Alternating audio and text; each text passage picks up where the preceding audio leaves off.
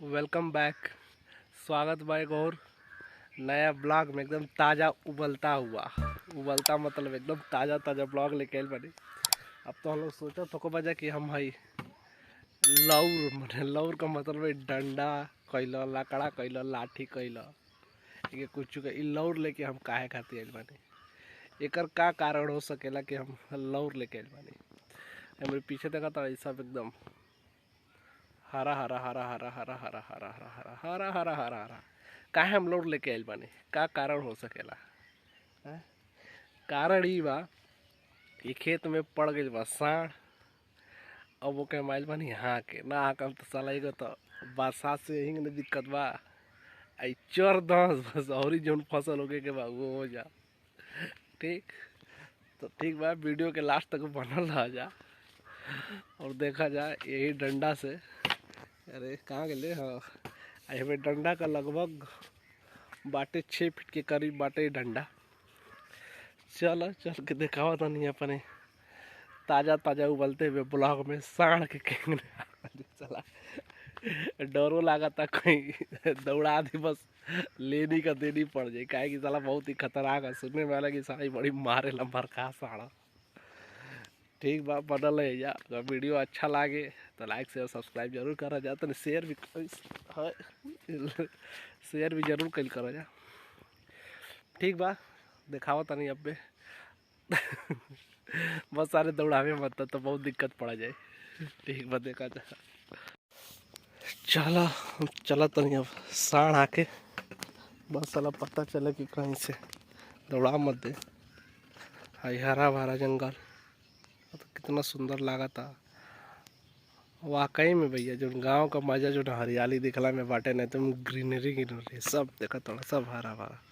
बरसात होला तो थोड़ा बहुत पानी लगला तो देखला में सुंदर लगेला। इस साल हमारे खातिर एगो एडवेंचर से कम दिखे लगा। लकड़ा बा यूज का ए साला ये सब जंगल झाड़ में रास्ता भी बनाई तो हम बनाई किधर से? अच्छा इधर से चलो दिखाओ तने, लेकिन बड़ा डर टाइप का बाटे यार। साला सांप बिच्छू से ठीक बा, लेकिन सांप काट देना। हम साढ़ दिखावा तनी साला के देखले में डर लगा था, लेकिन अब का ही कहिए। देखा जा वो खड़ा बा। हट हट हट बोले तो जाते ने घे मार दवा किने जे है तनी कमेंट में बताइए जा। साढ़ हकला कर भी दे। हेल हेल हेल कल हालांकि हम लगे जाइल नहीं चाहत, कहीं साला बहुत मार खा साढ़ा निकलत तबा। देखा धीरे धीरे हट हट हट जाता तारी बाप के में आई दादा। देखा घूमत साला हमारी ओर। हट हट साला एक बार हमारे डेरा गए नहीं घूमल हमारी ओर था, लेकिन फिर उधर घूम गई। हट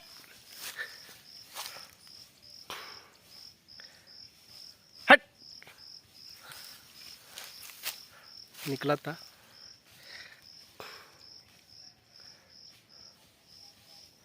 हट बोले निकल रे निकल।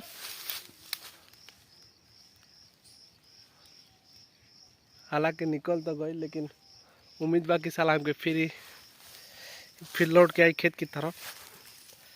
तो हम निकला था। हट हट हट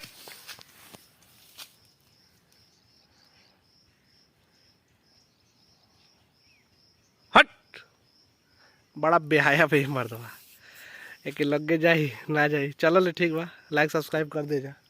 एक हाँ के दी पता चले वीडियो शूट केला में हम के चहेटे बस हम भाग ना पाए। धन्यवाद।